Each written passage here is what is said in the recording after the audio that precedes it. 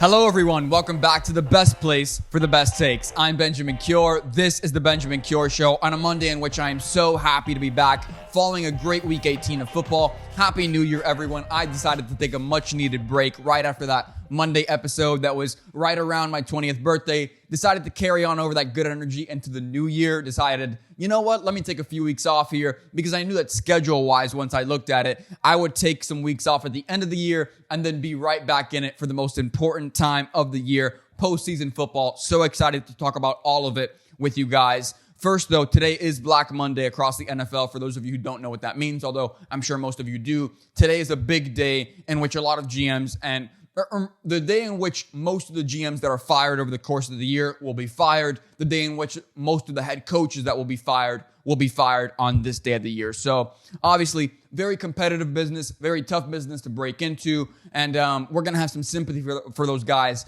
But by the same token, we need to evaluate honestly who they are. One coming a little bit later in the show in particular.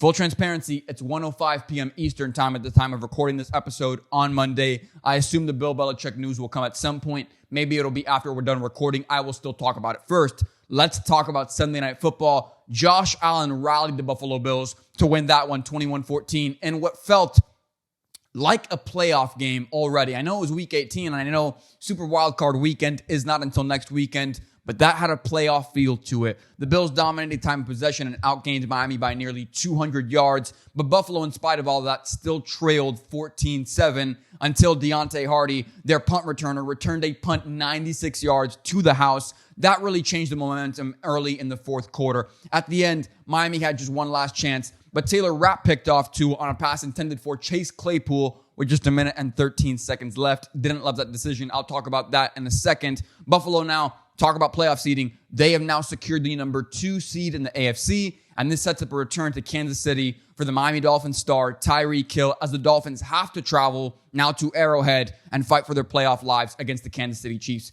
Like I said, felt like a playoff game, right? That had a big game feel written all over it. Before the game ever started, we knew why this game was flexed to prime time. It meant the world to everyone involved and watching for both fan bases. You saw that based on how well the Buffalo Bills fan base traveled. They usually travel well, not that well. They knew they were fighting for their playoff lives in this one. So, big thing here, time of possession. The Buffalo Bills dominated time of possession, 38 minutes and 7 seconds. They attempted to rush the ball 36 times last night compared to the Miami Dolphins, who rushed just 20-something times. They were missing Raheem Mostert. They were missing a lot of guys on defense. It was not Miami's healthiest squad to date, which is understandable, but by the same token, in a big game like this, nobody cares. Like, you've got to find a way to win this game. They did not. They're going to be facing the Kansas City Chiefs, which I will talk about in just a moment. But this Buffalo Bills team, this is what it comes down to.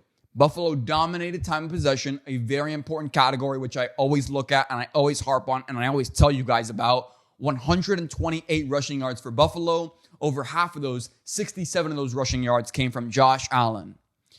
We can sit here and debate all we want, the turnover-prone nature of a guy like Josh Allen and how much it drives me crazy. And I'll be the first to admit, some weeks I come on this show and I tell you guys, I love him. He's awesome. He's so fun to watch. And other weeks, he just makes me wonder, why is this guy an NFL quarterback? It is so frustrating, and it can get really tough sometimes through the ups and downs and the roller coasters of who Josh Allen is and how he plays the game of football. But in the end, in a game that felt like a playoff game, that felt like a postseason victory, Josh Allen, the superstar quarterback, can take over the game. Tua, as much as we like him, Tua ended up finishing this season with a higher completion percentage than Josh Allen, more passing yards than Josh Allen, a better quarterback rating than Josh Allen. But in the end, in what felt like a postseason game, you need a guy who can take over the game. Tua can't do that. Tua is an elite game manager. He's an elite distributor of the football. Yes, I called Tua a game manager. That is what he is, and there's nothing wrong with that because when Tua plays his best style of football, he's easily a top 6 or 7 quarterback in the NFL. No one is denying that. I would say probably closer to 7 or 8, though, if we're being honest. But Josh Allen is a top 5 quarterback in this league, maybe even top 4. And even with the turnovers, Josh Allen just has this innate ability to take over games in a way that Tua can't. Tua, in the end, cannot call game the way that Josh Allen can. Tyreek Hill can. Tua can get the ball to Tyreek Hill, who can make plays, who can win you games, who is one of the best and most explosive players in the NFL. But Tua himself is not Josh Allen. I'm not saying he needs to be. I'm not saying that, you get rid of Tua the day of tomorrow. Tua is the best quarterback that the Miami Dolphins have had in my lifetime, the best in a long time. And I give him credit for being able to stay healthy this year, for silencing a lot of doubters. And I think Miami will ultimately end up paying him. But in the postseason, when you're taking on a Mahomes, obviously not having a great year this year, but when you take on a Mahomes or a Josh Allen or a Joe Burrow when healthy, or someone like in the past, like a Tom Brady towards the end there, do you have the ability as a quarterback to take over the game and be more than a game manager? This is why we fear Brock Purdy in the postseason, Tua in the postseason, because those guys are elite distributors of the football. They can make just about any throw on the field, but when you ask them to take over a game in the postseason when it matters most, it gets uncomfortable and you're not sure if they can do it and you don't have all the faith in the world in them. I said this yesterday, and I know you can take it with a grain of salt because I didn't tweet it out, but the second that Tua threw that first interception in that game against the Buffalo Bills on his first possession, I said game over. And I know that may seem ironic because the Buffalo Bills and Josh Allen threw a pick on the next possession, the very next possession earlier in the fourth quarter as well. But Josh Allen, even with his turnovers, possesses such a high upside as a superstar quarterback, as someone who can take over a game, that he can, in spite of the turnovers, find a way to win like the Buffalo Bills did yesterday. Tua, who is an elite distributor of the football, I'm going to keep on saying it because he deserves our props there, elite distributor of the football, great game manager, he cannot start making mistakes because he's not good enough, especially against a superstar quarterback like Josh Allen. Even if he is turnover prone, he's not good enough to start having turnovers of his own. The way Miami was going to win that game was going to come down to the turnover battle. And Miami won the turnover battle and still, in spite of that, could not defeat or fend off Josh Allen. Josh Allen owns the Buffalo Bills. Josh Allen and the Buffalo Bills own the Miami Dolphins. That's just the way it's worked out. They truly have shown Miami at every step of the way over the past 18 months, we are here to stay. Buffalo has now won the division 4 years in a row. What does that mean for the Miami Dolphins? What does that mean for Bill Belichick and the New England Patriots? I'll talk about it a little bit later. In my opinion, the Miami Dolphins in this postseason are going to be a one and done, similar to how I feel about the Philadelphia Eagles, who I also believe will be a one and done. I'll talk about them later in the show as well. Miami, I think they're in a better situation having lost the game against the Buffalo Bills, I'll be honest. And I thought that going into yesterday's game, because if Miami had won the game, they were going to have to play at home against the Buffalo Bills again, and Buffalo would have destroyed them next week. Had they had to play them twice in a row, Buffalo would have been too familiar. The shock of Tyreek Hill, the shock of Mike McDaniel's explosive offense would have been gone. In my opinion, had Miami won this game, they would have had an even tougher going next week against the same Buffalo Bills team, who would be a little bit healthier, a little bit more ready, a little bit more prepared, even if the game was still in Miami. In my opinion, Miami gets the better situation now, traveling to Arrowhead to play the Kansas City Chiefs. With that being said, they are not capable of winning either of those games. They were not going to beat the Buffalo Bills at home next week if that was the situation, and they are not going to play the Kansas City Chiefs and beat them at Arrowhead. I don't care that it's Tyreek Hill's revenge game. I'm sure he'll have another 9 to 10 reception game. I'm sure they'll give him the ball early and often. He'll probably have anywhere from 80 to 120 yards because that's just who Tyreek Hill is. That's what he's going to give you week in and week out. It is not going to be enough against a superstar quarterback, even if he has struggled, and Patrick Mahomes against Tua. I think you see the difference between a guy who can take over a game like a Josh Allen, like a Patrick Mahomes, like a CJ Stroud, who had such an amazing weekend after clinching a playoff victory when it mattered most, all the pressure on him. Guys like that, you cannot compare them to Tua, who even if he is an elite distributor, even if he is a great game manager, great game managers can't beat great quarterbacks who can just take over the game. And to me, that was the display. That was what was put on display yesterday. It showed you Josh Allen owns the Miami Dolphins. It is the difference between a superstar quarterback and a game manager. I thought that game was very telling, and it shows you why we value quarterbacks so much in the postseason. As great of a head coach as Shane Steichen was in that Colts game, since I brought it up, let's talk about it. As great as he has done this year, and he absolutely deserves Coach of the Year in my Actually, he lost the Coach of the Year to DeMeco Ryan. But as much as going into that game, I thought he should have been Coach of the Year. And as great of a job as he did with Gardner Minshew and keeping the boys rallied and keeping them positive and not losing the locker room after you really lost your future and your biggest sense of hope early in the year in Anthony Richardson, great coach cannot beat a great quarterback, especially not CJ Stroud, who is absolutely, in my opinion, a top 5, top 4 quarterback in the NFL going forward. I may talk about him a little bit later in the show, but for now, that's all there is to it. Tua will finish the season with a better completion percentage, more passing yards, and a higher QBR than Josh Allen. It didn't matter because in the postseason, when postseason football felt like it was upon us in a do-or-die situation, Josh Allen is a quarterback that is capable of taking over the game in a way that Tua simply cannot.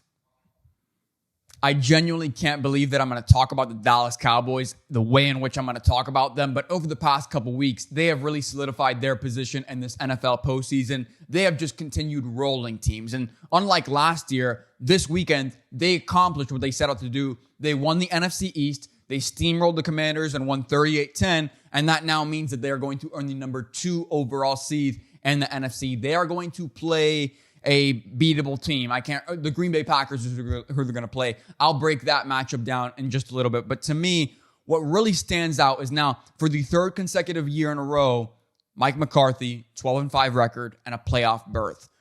I have some questions about him, but we can't deny that. That was a very, very impressive performance from the Dallas Cowboys as a whole. Great way to close out the game, close out the year, and what could have been a trap game against the Commanders, a team that we don't necessarily love, a coach which we knew was going to get fired, which sure enough, Ron Rivera is no longer the head coach of the Washington Commanders. In my opinion, it is the right decision. I actually had a friend text me right before I started filming the show. Ben, what do you think about the Commanders? In my opinion, this is the right decision. They are taking the right approach.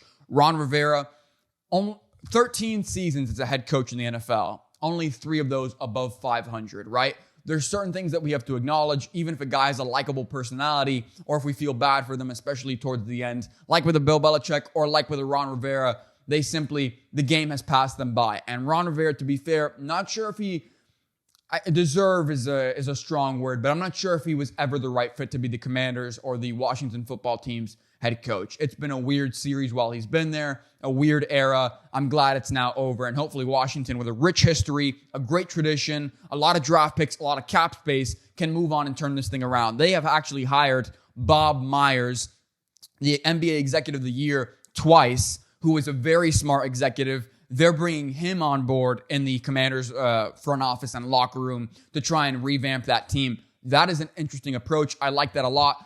You've always heard people like Colin Cowherd, and I admire him for saying this. Even if it seems like it's a weird fit, just put smart people in a room, they'll figure it out. So I like that move. I think going forward, that should be a franchise that is on the up and up. They're looking to grow and they're looking to do better. With that being said, this Cowboys team, Prescott threw 2 of his 4 touchdown passes to CeeDee Lamb, finished 31 of 36, 279 passing yards. That's a big deal for a team that went 8-0 at home this year, because they're not going to play at home. They're going to have a chance to not go on the road in the postseason, which matters to them a lot, and they're going to feel more comfortable at home. I think everybody can acknowledge that. Now, with that being said, what is it about Dallas that I like so much that allows me to really wrap my arms around them and say they could be a Super Bowl contender this year in a way that I have never believed? I've always heard in the past from fans, but in a way that I have never believed it like I do this year. Number 1, they rank number 2 in points per game. They rank number 6 in total yards per game. They rank number 6 in opponent points per game. This Dallas team is just built to win football games and built to blow teams out in a way that I don't know there are many other teams that are. I think the 49ers and the Baltimore Ravens are the only teams that you can put out in that kind of category, with a great offense and with a great defense. The Detroit Lions have a great offense, suspect defense, very suspect secondary. Another big thing that has really been important to the Dallas Cowboys this year that I think has gone undermined because of the early narrative about Tony Pollard, Dallas ranks number 4 in time of possession per game, average time of possession. That is a huge deal. That means they're not only controlling the pace of the game, they're not only controlling the tempo, but they're also staying out on the field long enough as an offense that they give their great defense a chance to rest. And that is why their defense is so lights out. I know we love Micah Parsons. I know we love what he can do as a pass rusher, but I've always said, in my opinion, I know this is crazy to say about one of the best players in the NFL, Micah Parsons I would feel more comfortable wrapping my arms around him if he was an inch and a half taller, and he was 10 to 15 pounds heavier. He is just a little bit smaller than I'd like him to be as a pass rusher in the NFL. And that's why at the end of the year, you start to see people have been saying a lot of offensive linemen are holding Micah Parsons at the end of the year. They're manhandling him. Why aren't the officials calling it? The reason Micah Parsons isn't blowing through those holdings or those missed holding calls now like he does earlier in the year is because since he's a little bit smaller at that position, in my opinion, his body wears out a little bit easier and a little bit quicker towards the end of the year. He's been beat up all year long, and so you start to lose some of that power and that finesse and that explosiveness at the pass rusher position when you have a guy like Micah Parsons, who I do think is just a little bit undersized. I know that's crazy to say, but that's just my feeling towards it, and I continue to be proven right about that at the end of seasons when he starts to have less of an impact on the game at the end than he did at the beginning of the year. With that being said, Dallas's main unit to me that nobody's talking about, and Dak deserves his credit. He has played lights out. He said before the year started, I'm not going to throw 10 interceptions this year, and he lived up to that promise in a rare way where a quote doesn't age badly. He did not throw 10 picks. He deserves all the credit in the world for really cleaning up his act and cleaning up his game this year. He has been so good and really good and great in certain situations. My worry for Dallas in the postseason, in my opinion, is as great as they have played, what does it mean for them in the postseason? We have to acknowledge some realities. Dallas, as great as they're playing right now, Dak Prescott has already played in 6 playoff games. He has 6 postseason appearances. He only has 2 wins to show for it. Mike McCarthy, this Dallas Cowboys team, has always been a very sloppy football team under Mike McCarthy. They're currently second worst in the league. They rank number 31 in penalties per game with 7.1. They are a sloppy football team. They are an undisciplined football team. Under Mike McCarthy, they're a bad situational team. All of those things matter in the postseason. So as great and as dominant as Dallas has been, those are the 3 things that to me would worry me. Dallas isn't very strong situationally under Mike McCarthy. He's been exposed in the past. I assume he'll be exposed in the future. I don't think that those worries are coming out of nowhere. I don't think I'm inventing this out of thin air. I don't think I'm being a hater by saying that. In my opinion, the penalties are a big thing. The situational awareness is a big thing, both to the fault and to the detriment and to the credit and not the right way to Mike McCarthy. And I think Dak in the postseason, that psychological thing as a quarterback, how well have you played in the postseason? What have you shown us so far? 6 playoff appearances, only 2 wins. I would be worried about that. But getting back to what makes me so confident in Dallas, if they were to go all the way and they were to win, or if they have any sort of remote success in the postseason, Dallas's secondary is just lights out. And they have this ability to take over games with so many guys who can get after the ball, who can make a play on the ball, and who don't simply just bat it down. And it is crazy to think that this Dallas team and their secondary has been so good. Bland has been so good after they lost their lead guy earlier in the year, Trayvon Diggs, and everybody thought, oh no, it's over for Dallas. Dallas has the strongest secondary in the NFL, in my opinion, and that's going to be valuable against teams like the 49ers, against whatever team comes out of the AFC. Very pass-happy teams in a pass-happy league. No team can pick off the quarterback and make the quarterback worried about where he puts the ball like the Dallas Cowboys defense and like their secondary can. I think it is the most underrated part of Dallas's game. I know there's a lot of hype. I know that there are plenty of people who do credit their secondary, but there's more credit going to the quarterback and more credit going to the defense as a whole and the coach.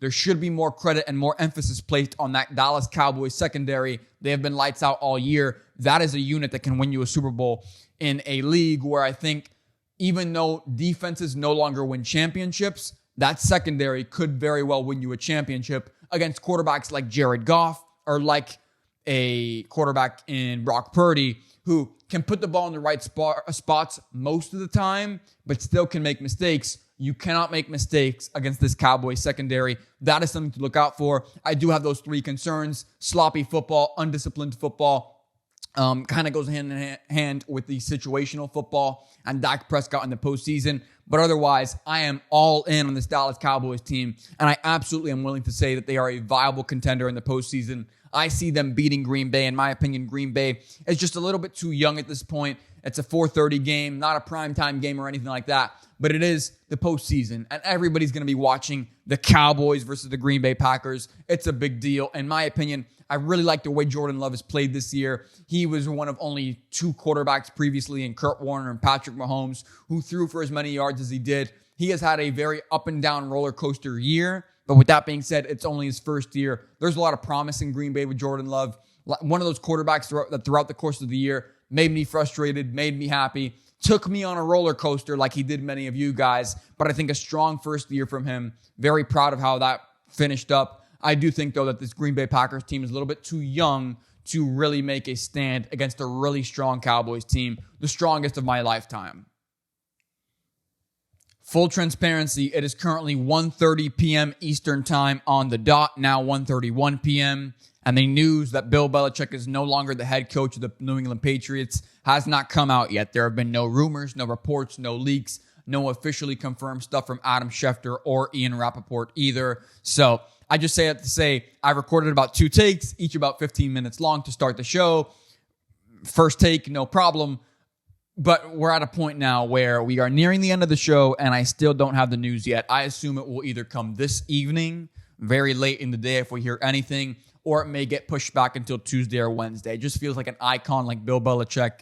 This news may not come on Black Monday like we expected, but I do think the news, whenever it is released, will end up being the news that we expect. Coach Bill Belichick's final game with the New England Patriots, at least what we can presume is his final game, which was yesterday, Week 18, against the Jets, division rival. It's going to be one for the record books and not in a way in which Bill Belichick would like to remember that game. The Patriots lost to the Jets 17-3, at Gillette Stadium on Sunday, ending New York's 15-game losing skid to New England. The Patriots recorded 119 yards of offense, marking the fewest of the Bill Belichick era. The team's previous low was 149 against the Miami Dolphins on October 7th, 2001. This situation between Bill Belichick and the Miami Dolphins and the New England Patriots, it makes me a little bit sentimental. It does. I do not have the media rights to be able to play the interview, and I'm sure you all saw it. If you didn't, I actually posted it on my Instagram story. You can go and check it out. Benjamin.Cure is my personal username where I post the stuff. I posted the clip of Bill Belichick saying he was disappointed by the loss on my story. I'm not saying that Bill Belichick isn't always serious, and I saw some sarcastic comments from people like, this is the same old Bill. What are people getting worked up about? Bill Belichick is usually very firm and very stern in his post-game interviews. And that post-game interview after the Jets loss, he looked sad. He was still just as serious as he always is, but make no mistake, there was a sadness and a disappointment in Bill Belichick's voice and his body language. He very much feels like it is the end of an era. And in my opinion, when you see a Bill Belichick go up to the podium and say, I still want to coach football, in an almost heartbreaking fashion in the way in which he said it, when you hear a guy say something like that, when you see Justin Fields yesterday after the game tell Chicago media, thank you to you guys, even though you made my job a little bit tougher, thank you to the fans, I really appreciated my time here. That is an indicator that the organization has not given them reaffirmations or has silenced the outside noise. They haven't really told them and comforted them and said, hey, we're going to keep you, whether you're a coach, whether you're a player. That shows you where the organization is at, in my opinion. And that's the reason that even though I said it last week on my new podcast with Brianna Henschel, a good friend of mine in the sports broadcasting industry, even though I said I could see a world in which the Chicago Bears kept Justin Fields, doesn't seem like that's the feel. He would know, in my opinion, he wasn't trying to get clicks or trying to get people to feel bad for him. That was a genuine reaction from Justin Fields. Like, he has no confirmation from anybody or no feeling like they're going to bring him back. So moving back onto Bill Belichick, to me, the reason why I say I think he's done, even though the news isn't quite out yet, his body language, his reaction after the game told you what he thinks is going to play out today on Black Monday or at some point this week, Tuesday or Wednesday maybe. While I felt sad when it hit me that the realization that this Bill Belichick era New England might be over and that the greatest dynasty that has ever occurred or happened or transpired across sports history, not just the NFL, not just football, across sports history, there has never been a greater dynasty than that of the New England Patriots, led by Tom Brady and Bill Belichick. And it makes me a little bit sad to know that we are at the end of that. With that being said, there are some realities, whether comfortable or uncomfortable right now, that you have to acknowledge. Bill Belichick, after Brady's departure, is 27-33. His record is below 500 after Tom Brady left. Bill Belichick's all-time record without Tom Brady is also below 500. Bill Belichick's coaching assistants, they say, don't judge a coach on his own wins or losses. Judge an all-time great head coach on the assistants that he gives you. Mike Shanahan, Kyle Shanahan. These are some great coaches that over the years you can point to their coaching tree, Sean McVay, and say, that is a great head coach. Their guys have panned out. And maybe I should include Sean McVay because, number one, it's a little bit too early. And number two, he produced Brandon Staley, who got fired from the Chargers head coaching job. I take that one back. But Kyle Shanahan, Mike Shanahan, think of the great head coaches in the NFL. They leave behind a trail of success. None of Bill Belichick's predecessors have panned out anywhere. I mean, let's go through the list here, and I don't want to, out anybody, but there's a reality to acknowledge. Bill Belichick's assistants, I have a stat here. Among the 10 individuals who served as Bill Belichick's assistants and later became NFL head coaches, only 2 have managed to record a career record above 500. Only 2 out of 10 have had a winning record as a head coach. The combined record of these coaches stands at 219 wins, 306 losses, and 2 ties. You judge a great head coach on not just the product they put out on the field, not just their own wins and losses. We've always judged great coaches by their coaching tree. Bill Belichick's coaching tree has been awful. And I understand that it may seem unfair or in bad faith or in a bad light to do what I'm about to do or what I'm saying. I don't know if Bill Belichick, I don't know if Bill Belichick deserves to be considered the greatest head coach of all time beyond the shadow of a doubt. I think in the conversation, it's Belichick, it's Saban, and he does deserve to be there, so who am I kidding? But there is room for doubt. There is room for doubt, even if it's just a sliver. Bill Belichick, after Brady left, his record is below 500. All time without Brady, his record is below 500. His assistants, his coaching tree, none of them have panned out. They have a losing record as a head coach, 216 wins, over 300 losses. It is not a good look. Bill Belichick's dynasty is built on the fact that he has 6 Super Bowls, which were all won with the same quarterback, Tom Brady. A quarterback in Tom Brady who Bill Belichick did not want to bring back on board, who, according to Stephen A. Smith, if Bill Belichick would have extended a hand and told Brady, I want you back, Tom Brady would have come back. He would have never gone to Tampa. Tom Brady proceeded to go to Tampa and in 1 year won a Lombardi trophy, making the all-time leader in Super Bowls for an individual player, 7. Tom Brady. He won one without the Patriots. Bill Belichick, since Tom Brady's left, has failed to win the division, has come up short, has attempted as a GM as well, which is part of the problem, to draft and bring on board Tom Brady's replacement. He drafted a first-round bust in Mac Jones. He signed a veteran in Cam Newton that was way beyond his best days. That was never a strong fit or a good fit for Bill Belichick and that offense that they were trying to build in New England. It never made any sense. It was a rough going.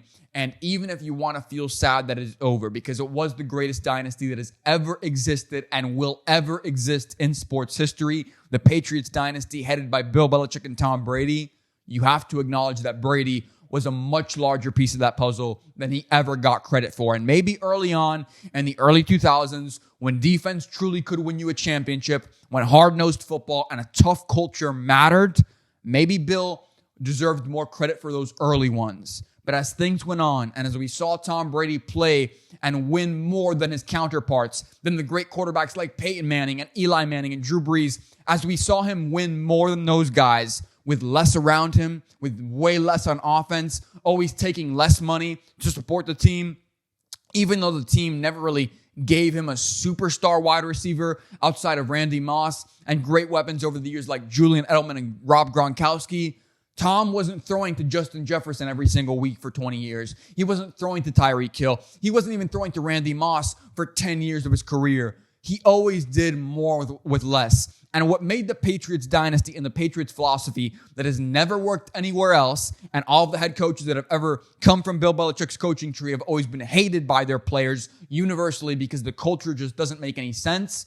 The only way, I apologize, I got a call in the middle of that take and my audio got disabled, but the only reason the Patriots dynasty, the reason it worked, and the reason the Patriot way worked was because Tom Brady was willing to sit there and take it. He was willing to be berated and put down and criticized harshly, just as harshly, maybe even more harsh and more critical than his teammates, because he was all about winning. Tom Brady was all about winning. Bill Belichick was all about himself. He was all about getting the credit. He was all about proving that it was his system and not the players that won. And most of the time, Bill Belichick won those arguments. But on the rare occasion, like a Chandler Jones or like the biggest case of all time, Tom Brady, it didn't work out. It did not work out in Bill Belichick's favor. He thought his system was going to be eternal, that it would be forever. The only reason it worked for so long was because other guys were willing to take it and take the criticism, because Tom Brady, the greatest player of all time, was willing to. The second Tom left, the second that Tom started winning games elsewhere, the second that the Patriots started to lose games without Tom Brady, the Patriot way lost its way. Bill Belichick lost his way. And in an NFL that has totally changed now in 2024 than it was in 2001, when this dynasty really began the initial steps and the initial onboardings, you can't win games the way that Bill Belichick likes to win games. And in the end, let's be honest here. Everybody tells me Bill Belichick, the head coach, is all right. Bill Belichick, the GM, is what's the problem. I would push back on that. Bill Belichick, as a defensive-minded head coach, as the greatest defensive-minded head coach of all time, took on the worst offense in the NFL in the New York Jets this weekend, Week 18. And he got trounced, 17-3. He put up 3 points. Bill Belichick doesn't know how to pick coordinators, doesn't properly know how to develop them. They have never had success anywhere else. Bill Belichick, without a single player in his career, is below 500. He deserves credit as the all-time great head coach, but there is room for doubt as to just how much of that was Tom Brady and just how much of that was Bill Belichick. I used to say it was 55-45. Brady had 55% of the ownership in that winning stake. As time has gone on, I thought maybe it was Brady 60, Belichick 40. Now I wonder, was it Brady 70 and Belichick 30? Towards the end, I think beyond the shadow of doubt, it was 75 Brady, 25 Belichick. It just looks so obvious. Belichick cannot properly draft guys in the modern era of football. He is not as good of a GM as he used to be. He's not as great of a head coach as he has gotten credit for in the past, or as great as he used to be. The game has passed him by. We can be sentimental, but the Patriots were 4-13 this year. They haven't won the division without Tom Brady. They haven't won a playoff game without Tom Brady. And they are now back in a spot where they are probably going to reset. And it's okay. And in my opinion, it's time. So the most viral moment of the weekend took place between the Falcons and the Saints at the end of their game, when head coach Arthur Smith for the Falcons and head coach Dennis Allen for the Saints took midfield to do what most would assume is just the handshake at the end of the game. Good game, hope all is well kind of conversation. That is not how it took place. Instead, cameras captured Arthur Smith absolutely ripping a new one of Dennis Allen. It was not a pretty sight. Arthur Smith was upset that the Saints went for a touchdown in what looked like victory formation at the end of a game, which was already a blowout. And Dennis Allen immediately responded, "You have every right to be upset. I don't know why they did that. I didn't call that play." And at the moment, that felt like, man, I don't know if we believe that. But immediately after the game, Jameis Winston was interviewed in the locker room, and he told everybody, no, my coach was telling the truth. He did not call that play call. We did. Before I get into that, right now, as we record this at 1:48 p.m. Eastern Time, it has been, a quote is out from Dennis Allen saying, yes, that is my expectation, yes, in response to whether or not he believes he will be back as the head coach of the Saints next season. The Saints went 4-1 in their last 5 games. Nice stretch there towards the end. But I think there were a lot of moments in which if I was an owner, would decide to go elsewhere. I don't want to just fire people unnecessarily ever. I do understand that these are people and that they are not just people on a screen, but they are real humans with lives and families and obligations and bills to pay. By the same token, I don't know if I would have stuck with Dennis Allen. With that being said, Jameis Winston, after the game, admitted, yeah, I and the team we made the decision that we were going to go for a touchdown. We were going to give Williams his touchdown because he didn't have one this year. I never want to be seen as a copycat, but I tuned in the First Take this morning, and I heard Shannon Sharp on this subject, and he said exactly what I was thinking, and then some. Jameis Winston, and this is why sometimes my friends say, Ben, you're a little bit too serious, right? You take yourself a little bit too seriously, which probably a flaw of mine for sure. But in my opinion, like Jameis Winston, everybody thinks, oh, he's so funny. He's so goofy. Oh, he's such a, man, he's awesome. He would be an awesome guy to go out with, right? I don't care if that's true. I don't care if you feel that way. This is a football team. This is a $1 billion organization, a $4 to $5 billion organization. If it was sold tomorrow, you are a backup quarterback. I put you on the field to try and win us a game at the end of the year. You're not even our starter. You are not our first choice at quarterback. And now, Jameis Winston in Jameis Winston fashion, being goofy and silly and but he's just a lighthearted guy. He's a fun guy. He makes people feel better in the locker room. Decides to go against the head coach's wishes. I have no idea how it is that Dennis Allen is going to keep his job. Dennis Allen, fortunately for him, that's an indictment on him. There was no respect in that locker room. Just Jameis Winston was able to rally the entire offense on the field in that game to say, you know what? Let's go for the touchdown. Our coach doesn't want us to go for it. We want to kneel and get out of here and go in victory formation. Why don't we score a touchdown, though? Just because. Jameis Winston, this is the reason why Jameis Winston will never be taken seriously as a football player or as a successful football player. Sure, he's made millions of dollars. That'll always be everybody's rebuttal. But he's made millions, and he's played in the NFL, and he gets paid to play a child's game. Okay, and he played for a Buccaneers team for years that drafted him to be the savior, that drafted him to be the franchise guy. He could never get it done, was always the biggest crutch for that team, and now he's been gone for several years.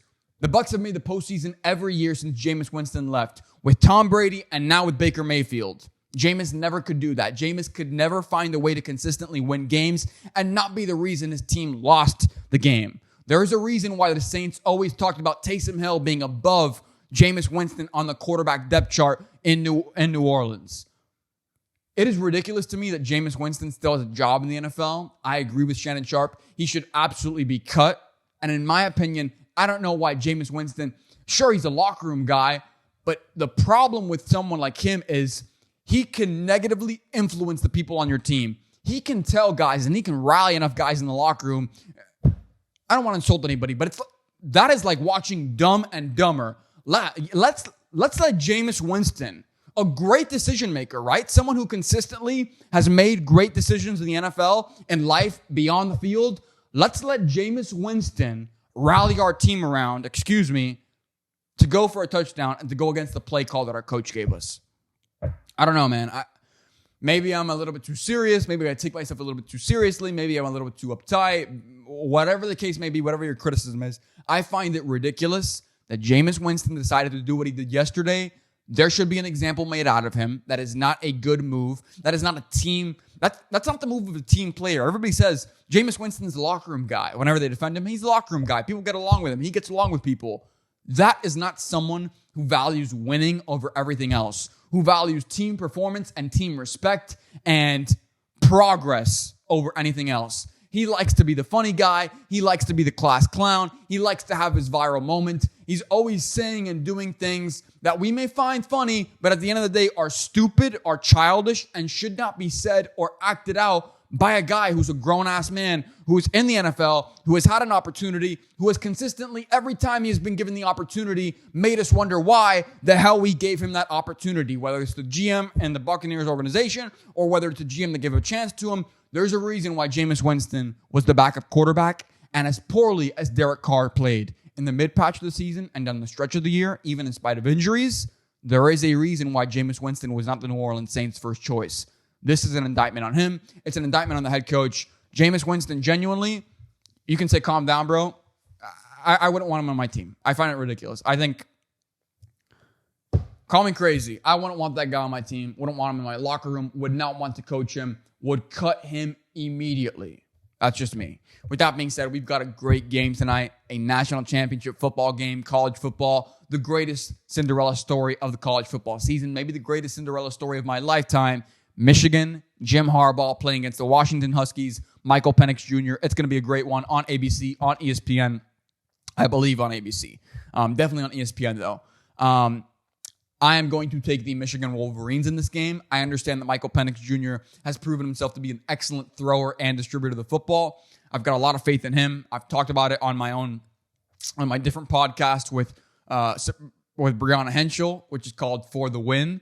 I've definitely enjoyed having those conversations with her now on a weekly basis. I will leave the link in the description. That way you guys can subscribe if you want to hear me talk even more football, which I assume you probably don't. You're probably sick of me by this point. But if you're not, it's a great place where I talk on Wednesdays, on Thursdays with Brianna Henschel, and we talk a little bit of ball midweek. It's a nice way to cover the stories that I don't get to cover on Monday. And yeah, it's a good conversation. But in my opinion, I just think as much as I like Michael Penix Jr., as much as I like the Washington Huskies, Michigan is a better team. They have the better coach. They have the better culture. They are fighting for more. This is their season. They are going to win. The big problem for Michigan is not going to be tonight's game. It's going to be tomorrow, Tuesday, because Jim Harbaugh is going to leave the Michigan Wolverines. He is NFL bound. In my opinion, the best landing spot would be the Chargers. I don't know where he decides to go there, though. Maybe might go to the Commanders is what is a rumor now, because they got a rich tradition, a great tradition, high cap space, a lot of cap space, and good draft picks. So maybe he might want to go there. Should be interesting to see how it plays out. I am very excited for the game, though. I pick Michigan to win. With that being said, that is all for this week's episode of the Benjamin Cure Show. Thank you so much for tuning in. I really do appreciate all of you who have stuck with me throughout this journey. It's going to be a fun 2024. Can't wait to spend it with you all. I'll see you next week.